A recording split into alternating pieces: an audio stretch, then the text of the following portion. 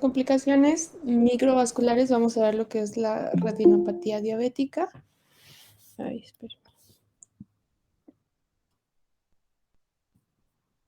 Dejen ver quién se está conectando.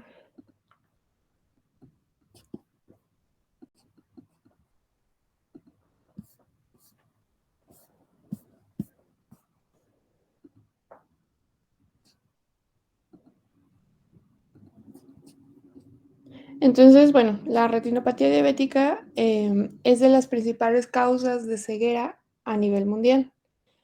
Eh, Son causas no traumáticas, no por otras enfermedades, o sea, en general, es por esto, ¿no? Por la gran prevalencia que tenemos de pacientes con diabetes.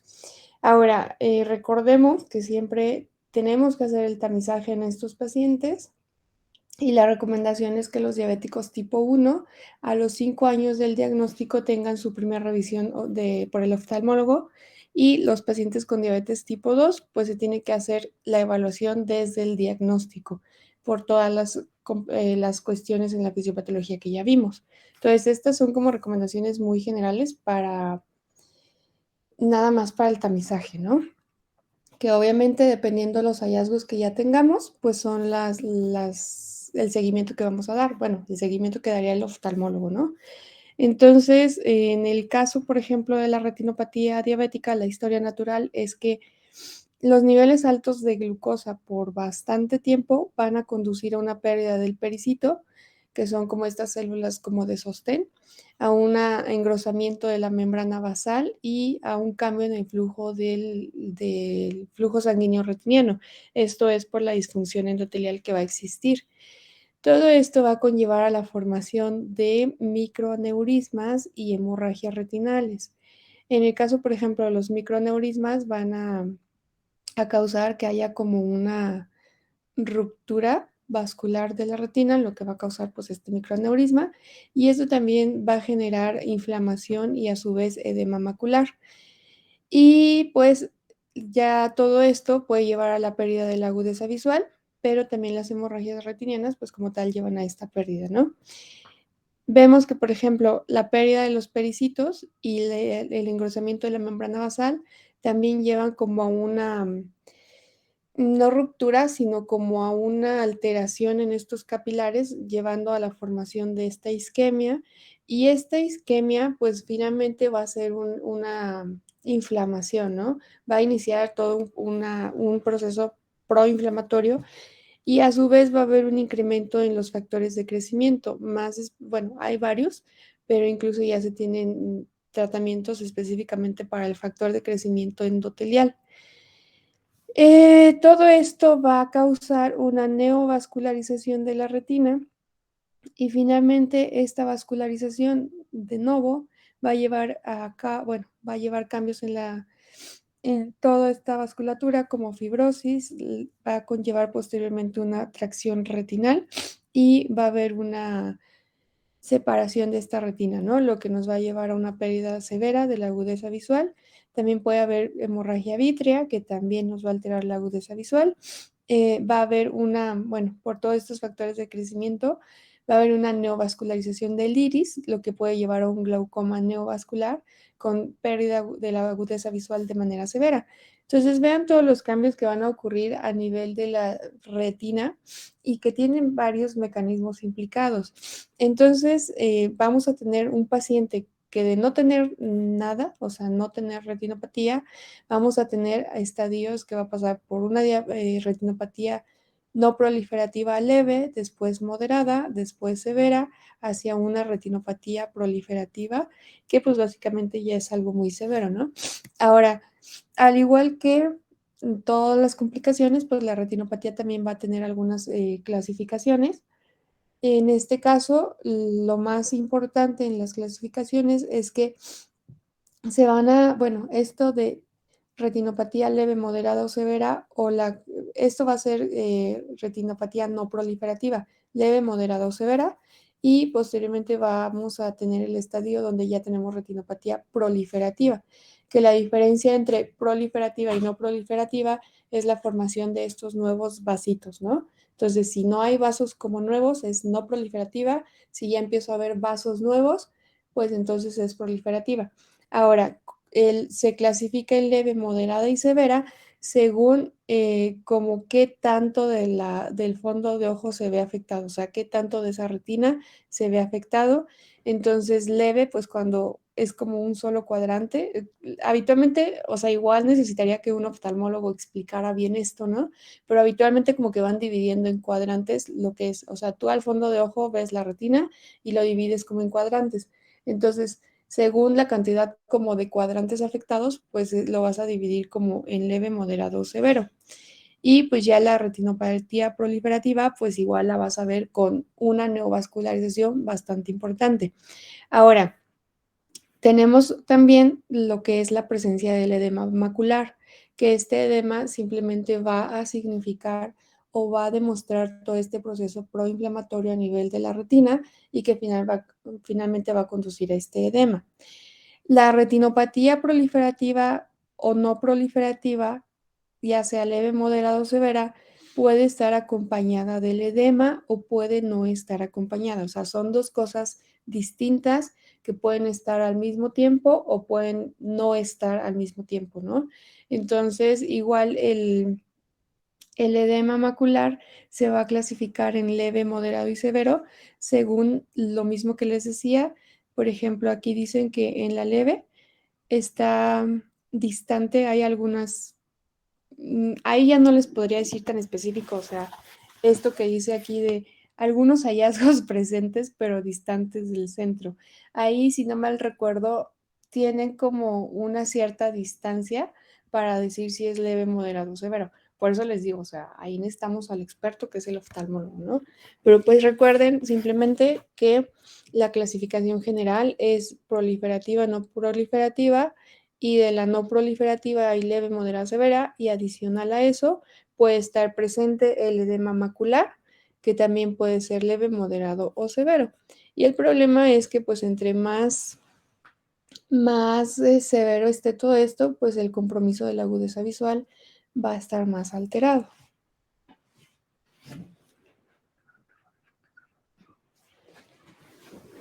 Y me están diciendo que en el ENAR, al menos este año, bueno, en el examen les pusieron fotos de fondo de ojo. Entonces, obviamente, pues se supone que ustedes ya llevaron oftalmo, pónganse a ver fotitos de fondo de ojo. Yo aquí tengo algunas, obviamente les comento, yo no soy experta, pero, por ejemplo, la A dice que es una retina, pues, con cambios no proliferativos, ¿no? Bueno, más bien que es una retinopatía no proliferativa, pero que ya hay algunos microneurismas, como estas manchitas rojas, ¿no? Esos vienen siendo los microneurismas. En el caso, por ejemplo, de algunas alteraciones microvasculares intrarretinianas, pero híjole, bueno, ahí, pues, ahí el experto viene siendo el oftalmo, ¿no? O sea, pero bueno, aquí lo importante. Ahora, cuando vemos, por ejemplo, la B, que ya dice que hay una falta de perfusión, que viene siendo como que toda esta zona. Vean que acá hay como vasitos. Ahí déjenles pongo el puntero. Toda esta zona sí está perfundida, o sea, incluso se ven bien formaditas aquí las venas, las arterias, todo, pero en esta zona no se ve nada, como si se cortara el flujo sanguíneo, y esta es una zona de no perfusión. Después acá en la C vemos, por ejemplo, el edema macular, donde ya hay un engrosamiento retinal, y los exudados. Los exudados son como estas cositas que vemos aquí como blancas, ¿no? Que dicen que son como algodoncitos, más o menos. Y el edema, pues vean cómo se ve, como que esta zona como que no hubiera vasos sanguíneos, no es que no los haya, sino que pues todo este proceso como de edema, ¿no? Ahora en la D, por ejemplo, ya hay una neovascularización, que esto ya es una proliferativa, ¿no? Y vean cómo, a diferencia de la A, donde se ve bien marcada la arteria con sus ramas, acá hay muchas ramitas que están como desorganizadas, que, o sea, ya no tienen como un orden, y esto pues habla de una retinopatía proliferativa. En la E, por ejemplo, vean las hemorragias, ¿no? que se pueden ver en cualquier como estadio. Y acá hay una hemorragia vítrea importante que a veces, bueno, va a comprometer bastante la agudeza visual del paciente, ¿no? En la G hay igual proliferación. O sea, yo no les podría describir así tan bien los hallazgos, ¿no? Aquí nada más porque están señalados. Algunas cositas son fáciles, pero otras no. Y vean, por ejemplo, en la I, algo interesante es que así se ve ya una vez que le dieron tratamiento con láser. Ya quedan todos estos puntitos blancos que son como cicatrices y esto tiene que ver con el tratamiento láser. Entonces, bueno, sí es importante que por lo menos traten de identificar estas características así de manera muy generales. Ya así describir un fondo de ojo como lo haría un oftalmólogo, pues obviamente no, porque no somos oftalmólogos, pero sí tratar de recordar cómo se verían estas hemorragias, cómo se van a ver los exudados, cómo se van a ver los microaneurismas. Entonces, esto es más o menos lo que se vería, ¿no? Entonces, acuérdense, retinopatía proliferativa, no proliferativa, dentro de la no proliferativa, leve, moderada, severa, y el edema macular, que también es leve, moderado, severo. Y nada más sería cuestión que revisen bien exactamente en qué, o sea, cómo es que decido que es leve, moderado y severo, ¿no? Que tiene que ver con esto, o sea, como que qué tantos cuadrantes, por así decirlo, están afectados. Ahora, nosotros como tal, cuando veamos un paciente que ya tiene retinopatía diabética o que ya tiene alteraciones visuales, de hecho es importante, o sea, nosotros en la consulta deberíamos de hacer un fondo de ojo así bien básico y revisar la agudeza visual con la cartilla de Snell, así como manera bien súper básica, sin nada más. Y siempre que detectemos, obviamente enviar al paciente. No esperarnos, a lo mejor en el diabético tipo 1, a que tenga algún síntoma y pues el diabético tipo 2, pues ya dijimos, o sea, la recomendación es que desde el inicio. Entonces, aquí generalmente el manejo siempre es por el oftalmólogo, se tiene que hacer la referencia. Aquí no se espere. Ajá. Ahora, en la neuropatía diabética, que es otra de las complicaciones, pues vamos a ver que la neuropatía diabética puede ser periférica, puede ser central, puede afectarse cualquier nervio de todo el organismo y puede ser neuropatías sensoriales, motoras, ambas. Y otra cosa importante es que también puede afectar al sistema nervioso autónomo, causando arritmias cardíacas, gastroparesia, incontinencia y disfunción sexual. Y como les decía, a veces todo esto lo tenemos muy olvidado y nos enfocamos solamente a la neuropatía periférica, ¿no? Obviamente su desarrollo se ha asociado con la hiperglucemia prolongada, obviamente durante muchísimos años, y esta es una clasificación de las neuropatías, ¿no? En este caso, la más común va a ser las neuropatías difusas, que en este caso es la neuropatía, polineuropatía simétrica distal, que viene siendo esta, que puede afectar fibras pequeñas, fibras largas o pueden ser mixtas, ¿no? Y esta neuropatía va a dar como los síntomas clásicos o signos clásicos que son en guante y calcetín, donde el paciente literal te refiere como que trae un calcetín y es únicamente en esa parte donde él tiene el malestar. En manos también te dice el paciente es que es como si trajera un guante y solo donde traigo el guante es donde tengo el malestar. A eso se refiere el signo del guante y calcetín. Vemos que, por ejemplo, las neuropatías autonómicas pueden afectar a sistema cardiovascular y aquí podemos tener un paciente que presenta hipotensión ortostática, taquicardia en reposo o muerte aguda, ¿no? Muerte súbita. Puede afectar al sistema gastrointestinal y aquí lo más común es que nos vaya a dar una gastroparesia diabética, diarrea o estreñimiento, ¿no? Y hay muchos pacientes que dicen, es que toda la vida estoy estreñida, ¿no? Y piensan que es la dieta, piensan que es un montón de cosas, incluso a nosotros es así de, ay, pues toma más agua, ¿no? O come más fibra, y en realidad no nos estamos dando cuenta que puede ser ya un compromiso, ¿no? De estos nervios autonómicos. Ahora, a nivel urogenital, podemos tener una vejiga neurogénica, disfunción eréctil o disfunción sexual femenina, que es algo que yo les mencionaba, es raro que el paciente diabético literal hablando específicamente de los hombres, bueno, las mujeres también, o las mujeres lo asocian más que a que ya están menopáusicas, etc.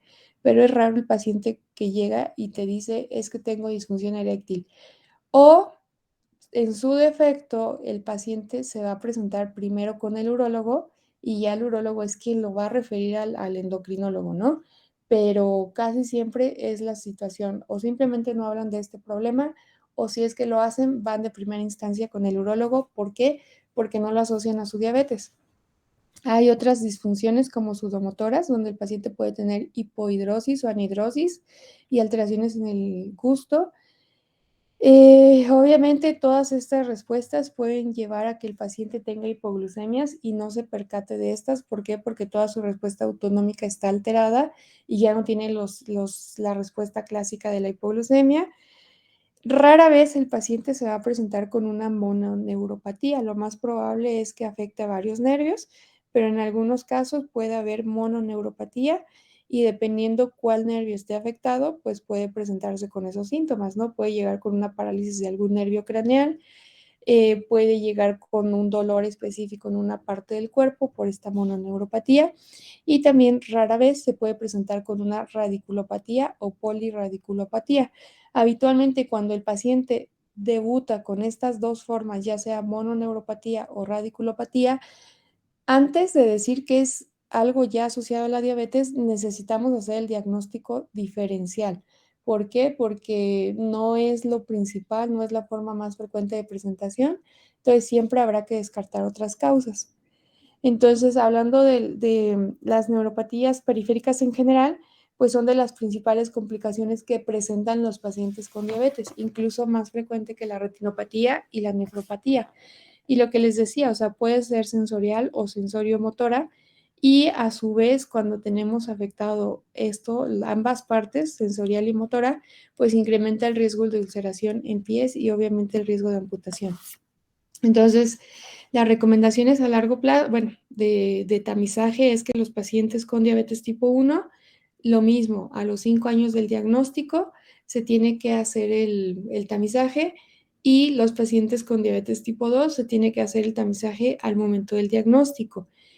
De manera muy rápida, nosotros no lo hacemos en la consulta, eso es algo malo, porque se supone que esto lo tendría que hacer su médico familiar desde la consulta de medicina familiar de primer nivel, pero está indicado que todos estos pacientes el tamizaje lo hagamos con el monofilamento y el diapasón de 128 Hz para evaluar las fibras nerviosas largas. Y en el caso de las fibras cortas, la vamos a evaluar con temperatura o la sensación como el pink prick, que es como los pellizquitos que le vamos a dar al paciente. Déjenme, les pongo como una imagen de esto del diapasón, bueno, del monofilamento. El monofilamento, hay unos así muy, muy nice. Les voy a...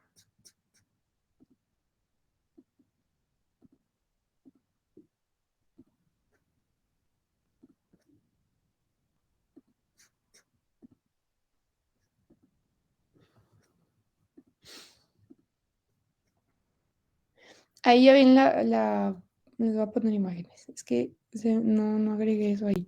El monofilamento es esto, o sea, literal es un filamento ahí como de nylon.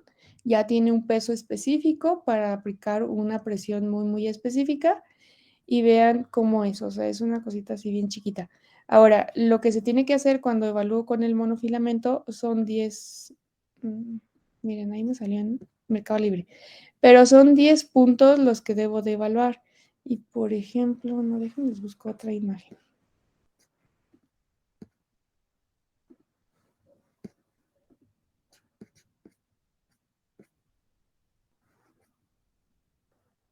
Son 10 puntos, o sea, si ven aquí en la... ¿Sí están viendo la imagen? Sí, doctora. Sí, doctora. Ok, entonces es como en la cabeza del pulgar, después me voy como a la cabeza de los metatarsianos, en la cabeza del 1, 2 y 3, y ya ahí tenemos 4 puntos. Después lo tengo que hacer como del otro lado, que no se ven igual los puntos. Bueno, lo hago en estos 2 puntos más, como a nivel del pie, pero a la mitad. Después lo hago como en el talón, ahí van 4, 5, 6, 7. Lo hago en la cabecita del tercero y quinto ortejo. Y De frente lo voy a hacer como a la mitad de entre el dedo gordito y el dedo, el que sigue, ¿no? El anular. Aquí está en la imagen de frente. Entonces tengo que evaluar esos 10 puntos en cada pie. Y si ustedes ven aquí más o menos en la imagen, les digo, ya el monofilamento se tiene que agarrar de que esté así a 90 grados y se aplica la presión. En realidad es una presión suficiente para que se ondule un poco este monofilamento, para que se doble. No es como que hasta que de plano lo rompa o algo así, no, simplemente que se doble un poquito y el paciente te tiene que decir si tiene la sensibilidad o no. De verdad, cuando ya está muy comprometido, en serio que los pacientes no sienten. Entonces, ya por ejemplo, para decir que hay una alteración, pues deben de tener como menos de 4 puntos, ¿no? Ahora, lo del diapasón, también se tiene que explorar siempre el reflejo aquilio de estos pacientes y con el diapasón se va a poner, vean aquí, como en la cabecita, más bien como en la falange distal del, del dedo gordo, ¿no? Aquí está.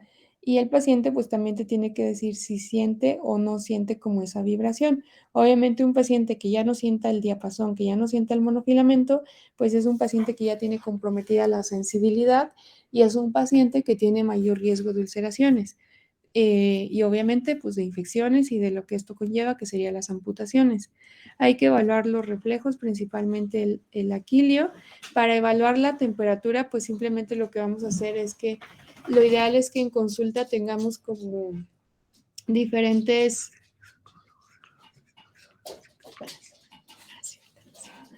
en la temperatura se tiene, o sea, hay que tener, si podemos tener así hielitos, cosas calientes, pues mejor para que el paciente te pueda distinguir entre lo frío, lo caliente.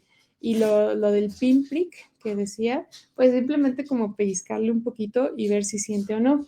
Ahora, todas estas pruebas, el paciente tiene que estar acostado, tiene que estar obviamente con sus pies bien descubiertos y al paciente hay que decirle que cierre los ojos, o sea, el paciente no tiene que estar viendo lo que tú estás haciendo. ¿Por qué? Porque pues el paciente al momento de ver te dice que sí siente, entonces esa es la recomendación, que todas estas pruebas sean con paciente acostado y que cierre sus ojos. Y lo único que te tiene que ir diciendo el paciente es si siente o no siente. Es todo lo que tiene que hacer el paciente, o sea, no te tiene que decir nada más. Entonces, bueno, ya que regrese de vacaciones les llevo un monofilamento para que lo vean. Hay un montón, ¿no? O sea, se pueden comprar como estos muy nice aquí. O hay un laboratorio que una vez nos dio unos así literales, solamente el hilito, o sea, da igual, el chiste es que tenga las características que se refieren, ¿no? Entonces, regresando a lo que es la presentación.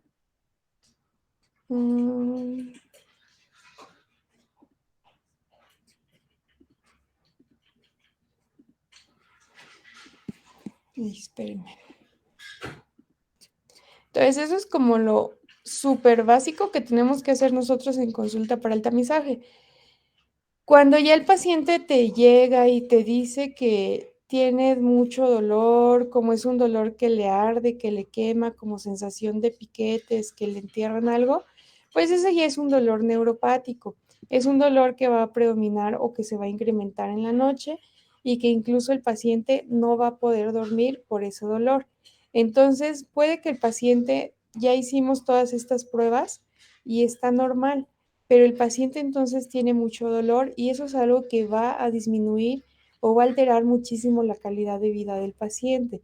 Por ese motivo es que no debemos olvidar el manejo del dolor. Entonces, si el paciente tiene ya este dolor de una neuropatía diabética, pues tengo que dar dolor. ¿Cuáles son los medicamentos recomendados? Podemos utilizar algunos anticonvulsivos como pregabalina o gabapentina, o podemos utilizar algunos antidepresivos del tipo de inhibidores de recaptación de serotonina, o ya cuando estos no funcionan, no están controlando adecuadamente, podemos dar antidepresivos tricíclicos, ¿no? Como la amitriptilina o alguno otro. Entonces, obviamente, son como estos, en este orden, la recomendación, ¿no? Si el paciente veo que a pesar de la pregabalina no se está controlando, pues tengo que continuar a lo mejor con un antidepresivo de este tipo, inhibidor de la recaptación de serotonina, y si vemos que el paciente sigue sin controlarse, pues pasar a una siguiente etapa que sería ya los antidepresivos tricíclicos. Ahora, cuando no hay un efecto clínico, pues vean que, por ejemplo, ya podemos dar tramadol o algún otro tipo de opioide. Y si de plano no responde, pues ya te dice referir a clínica del dolor, ya para ver si son candidatos incluso a buprenorfina o ya estas terapias con marihuana, o sea, no la marihuana fumada, sino los compuestos, ¿no?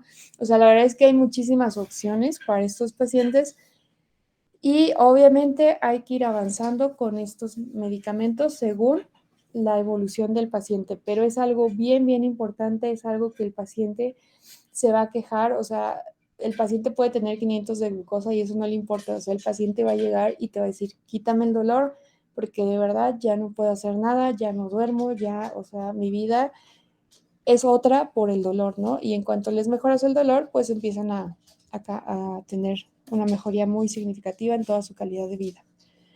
Ahora, la neuropatía autonómica les decía que dependiendo el sistema que esté afectado, pues son los síntomas que pueden tener. Entonces, sobre todo pacientes que se hipotensan, que notamos que está taquicárdico cuando lo estamos revisando y está sentado, pues hay que pensar como en estas alteraciones, entonces hay que mandarlo al cardio. El paciente que tiene ya gastroparesia diabética es un problema, sobre todo cuando ya está con insulina. ¿Por qué? Porque son pacientes que pueden tener náusea, pueden tener distensión abdominal, pueden tener pérdida del apetito, saciedad temprana, vómito postprandial y esto que no me acuerdo qué es. Entonces, esto va a complicar muchísimo el tratamiento con insulina. ¿Por qué? Porque si el paciente tiene estos vómitos postprandiales y ya se había puesto la insulina, pues tiene riesgo de una hipoglucemia. O si ya se aplicó su insulina, pero a lo mejor tiene muy poquita hambre, pues o casi literal no comió nada, pues igual está en riesgo de hipoglucemia. O esta saciedad temprana va a hacer que el paciente coma muy poco y lo mismo. Aquí el problema es que cuando ya tenemos un paciente con gastroparesia, el paciente va a tener riesgo tanto de hipoglucemias como de hiperglucemias y ajustarles las insulinas a ellos es mucho rollo, ¿no? Y habitualmente cuando el paciente ya tiene gastroparesia, ya estamos hablando de que es un paciente que tiene múltiples complicaciones y que es probable que ya no nos permita darle antidiabéticos orales, es probable que el paciente ya se esté manejando con esquemas basales bolo. Ahora hay que ver las síntomas que puede tener a nivel urogenital. A veces el paciente únicamente tiene nicturia y pues lo podemos confundir si es un hombre en que puede hacer a lo mejor un crecimiento prostático o en una mujer pues podemos estar confundiendo los síntomas con que tiene una infección de vías urinarias, ¿no? Hay que ver si hay alteraciones en la sudoración porque esto puede condicionar que la piel se esté muy seca y que a su vez esto se lesione más fácilmente o que se infecte más fácilmente. La disfunción sexual en hombres hay que preguntarlo de manera directa. Oye, ¿tienes algún problema al momento de tener relaciones? En el caso de que sí, pues tratar de mejorar o ayudar un poquito al paciente, sobre todo si es un paciente relativamente joven. Igual en las personas, en las mujeres, pues no nada más hay que pensar que es la menopausia, sino que puede ser una complicación secundaria ya a la diabetes, ¿no? Entonces, vean la cantidad de signos y síntomas que puede tener el paciente asociados a una neuropatía autonómica y que muchas veces lo asociamos más a otras situaciones más que a una neuropatía diabética. Entonces, hay que interrogar al paciente, hay que, cuando nos diga tengo X síntoma, hay que indagar un poquito más en este síntoma para ver si pudiera tratarse ya de alguna complicación o simplemente es un síntoma como que aislado que se presentó por alguna situación. Pero sí es importante. Y vean que esta neuropatía autonómica pues puede causar intolerancia al ejercicio. Entonces, el paciente, por más que te jura y te dice que no tolera esta actividad física y tú insistes en que tiene que hacer actividad física, pues hay que tener cuidado, ¿no? Porque si yo insisto y el paciente me hace caso, podría tener alguna complicación cardíaca. Esto de la gastroparesia, pues lo que les mencionaba, todos los signos que puede tener, pero como tal la gastroparesia se va a presentar como este enlentecimiento, el vaciamiento gástrico, ¿no? Y lo que todo eso nos puede conllevar o los signos y síntomas que nos puede llevar a dar. La disfunción eréctil, les decía que es una complicación bastante común en los pacientes y que obviamente va a estar causada tanto por factores vasculares y neuronales, pero también van a incluir todos estos cambios hormonales, enfermedades crónicas, no nada más la diabetes, la desnutrición que pueden llegar a tener estos pacientes, infecciones genitales y factores psicológicos. Y esto es importante porque le puedo dar su Viagra al paciente, le puedo mejorar la glucosa y lo que sea, pero el paciente sigue con disfunción eréctil. ¿Por qué? Porque el problema a lo mejor es que está muy mal con la esposa y pues ya tiene un chorro de problemas y eso les está afectando, ¿no? Entonces es importante pues a veces indagar un poquito más para también referir de manera correcta al paciente. En cuanto al pie diabético, pues esto va a ocurrir por una alteración en la estructura y función de los vasos sanguíneos. Va a haber también una alteración a nivel de los nervios, tanto en estructura y función, y todo esto va a conllevar a una angiogénesis reducida, que a su vez se va a demostrar como isquemia o como disminución en la perfusión. También decíamos que la combinación de la pérdida de la sensibilidad por la neuropatía va a llevar secundariamente a infecciones de úlceras que no van a cicatrizar fácilmente y pues si esto persiste, se infecta y todo, pues puede condicionar la amputación. Ahora, el pie diabético no nada más es ese pie que termina en amputación, sino también el pie de Charcot, que no tengo una foto aquí, pero que el pie de Charcot ya es una alteración en toda la estructura, o sea, ya el arco está caído, eh, son varios cambios que ocurren incluso a nivel de las articulaciones y que cambian la estructura de todo este pie. Entonces también es una alteración importante que sí puede conllevar a que haya un aumento en estas riesgo de ulceraciones por el cambio de este arquito, los cambios de presión que están alterados y pues que también conlleve a riesgo a largo plazo a este riesgo de desarrollo de úlceras y de amputación.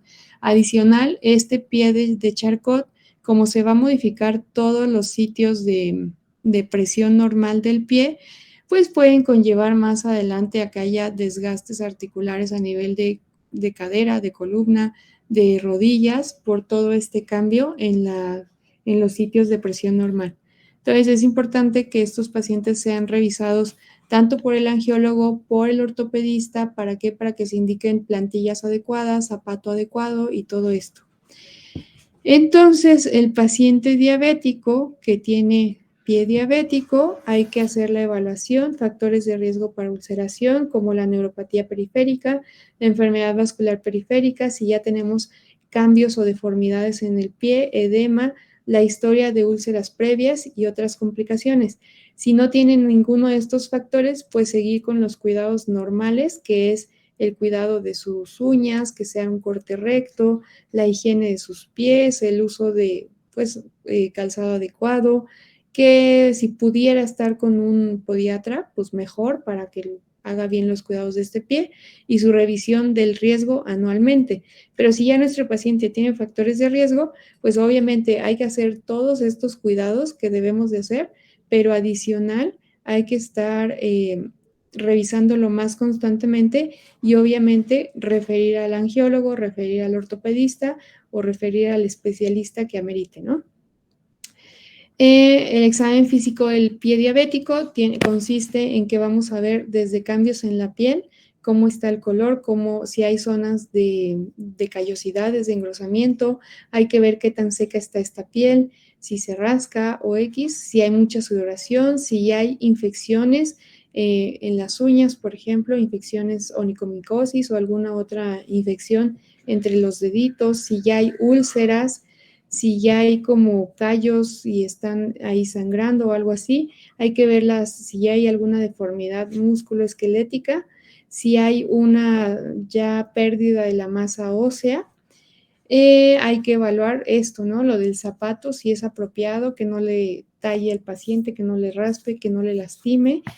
Hay que ver lo que decíamos de la evaluación neurológica con el monofilamento, con el diapasón y esta sensación del pinprick. el reflejo aquileo y la percepción vibratoria.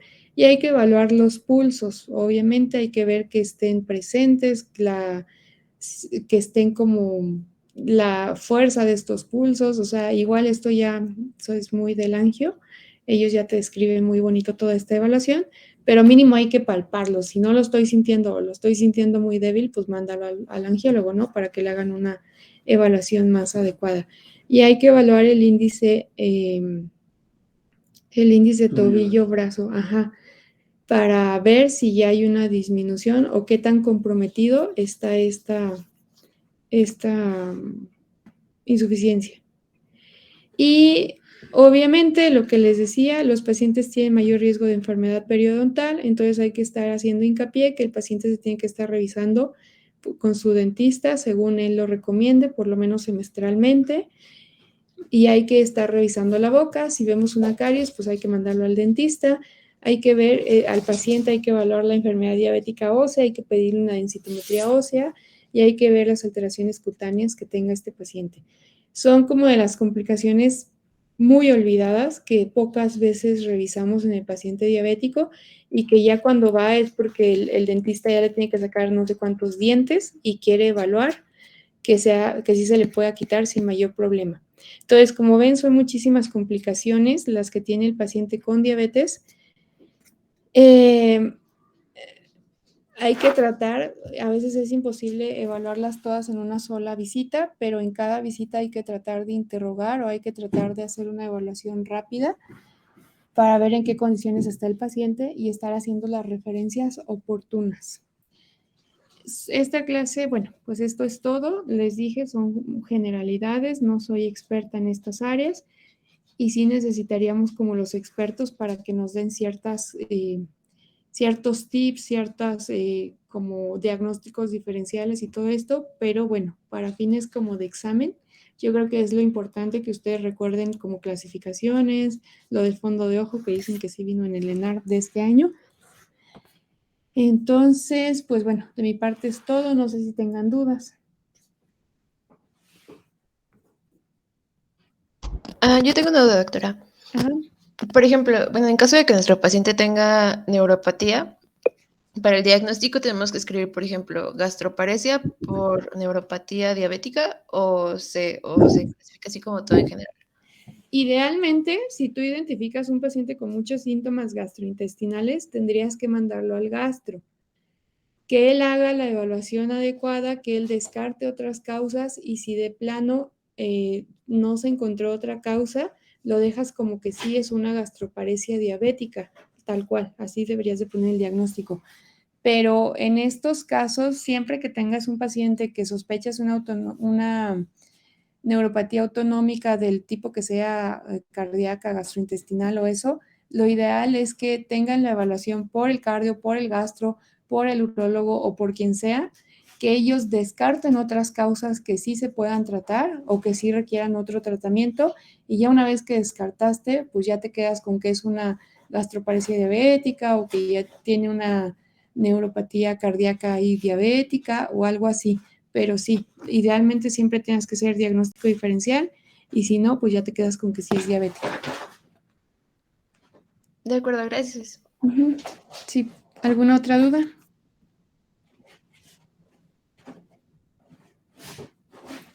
En el pie de Charcot, lo mejor es mandarlo hacia un ortopedista o un Sí, traumatólogo. sí, obviamente. Obviamente tienes que mandarlo al ortopedista, una para ver si pues se puede dar algún manejo quirúrgico y si no, para que sea él el que indique adecuadamente las plantillas cuando ya no hay como pues mucha posibilidad de hacerle algo, el paciente tiene que usar ya un zapato adecuado y habitualmente les recomiendan plantillas.